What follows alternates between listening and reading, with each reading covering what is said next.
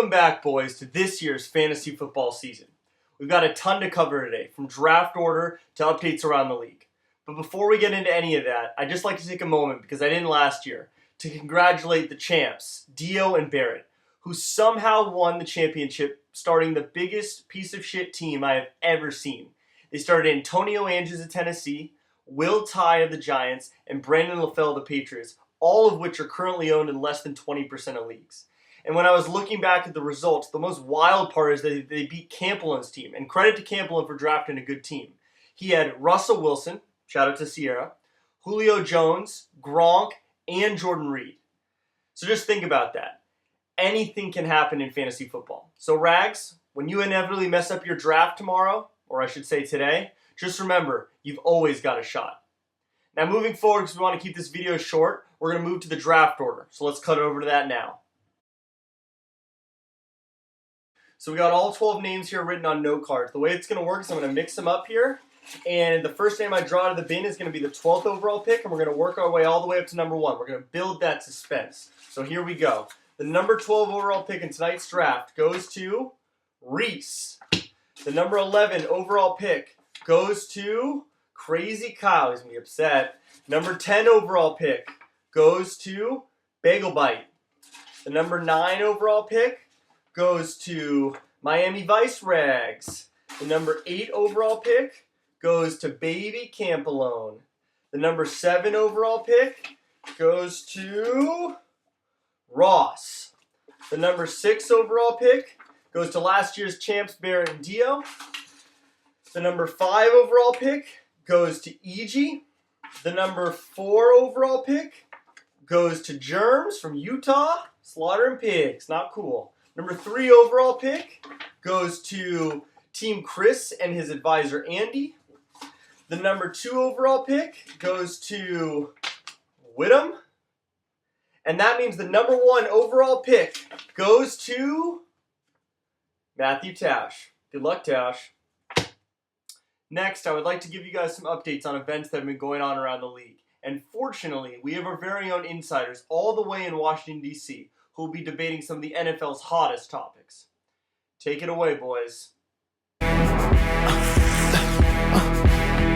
ain't talking to us, This thing is easy like a layup. Meeting at the top and ain't no people in the way up. Me and my squad, this is visual art. I just pen a few bars, leave a framer for Amadeus. Yeah, lay, this is easy like a layup. Been overtime with the grind, yeah, I got my weight up. Busting through these lines like T-Sub, time to pay up. Raven flow sky high, yeah, I'm talking way Hold up. up, say what? Say what? What's wrong with all these haters? They lying. And I'm a gun, I'm saying. I'm trying to put my partners on, we always gonna be first. A team of all-stars like it's diamonds on my t-shirt. Look at all these haters' faces, boy, all they hurt. We winning everything earned, nothing given to us. Repeat champions wanna win, then you gotta go through us. We're back with the district's first whistle. Andy, good to be back. I've been waiting all year for this, and we're finally approaching another NFL season. Could not be more excited. I'm very excited as well. So with that, let's kick it into high gear. Andy, 2016 NFL season, things to watch.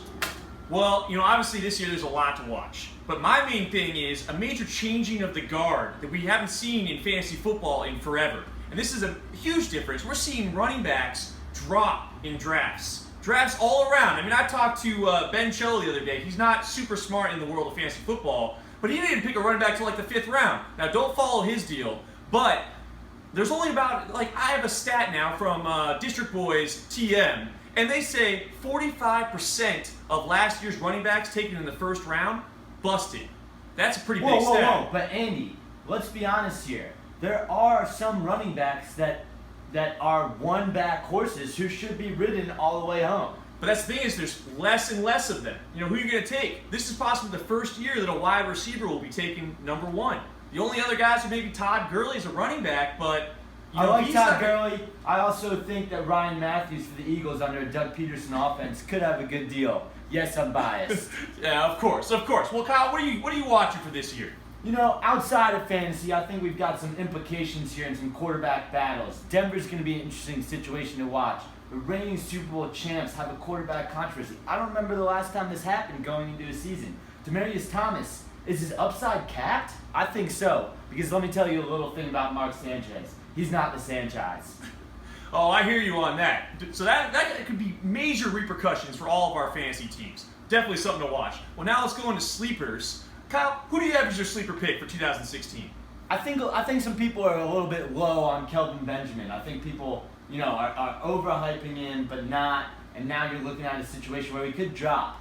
Well, definitely. He's playing on the Panthers, too. I mean, they're another top team in the NFC. They should be putting up the points for sure. I think they have enough offense to spread the ball around. They really do. Well, that's good to hear. Well, my sleeper pick is, I'm actually going to go back to the running backs deal here, because obviously, there's fewer and farther between now, and I'm going to go to Arian Foster. He's been taken in the 9th round in a lot of drafts. If you have to take him in the 6th or 7th, he's not worth it. But if you can take him in the 9th or 10th round, I think you might as well take a flyer on him. He could definitely perform, or he gets injured again. But it's, low risk, high reward in the 9th or 10th round. Definitely worth taking. Well, Andy, I hope you go ahead and do that because I won't be touching Arian Foster. Oh, okay, all right. Well, that's it. We're the first whistle. We cross the line every time, but no one here actually has a whistle to stop us. And we're sending it back to you, Whittam. Wow. Insightful as always, DC Crew. Just a few sleepers on my end. I like a pair of wide receivers. Deshaun Jackson of the Washington Redskins and Michael Floyd of the Arizona Cardinals. Both are in a contract year, and I think both go for at least 1,100 yards receiving and 6 touchdowns. Take my word for it. Now, as many of you know, I finished outside of the playoffs last year. So in an effort to get back into the playoff race, I decided to contact an old fantasy guru who has some unique ways of training. And let's just say, after hours and hours of training, the commissioner's back.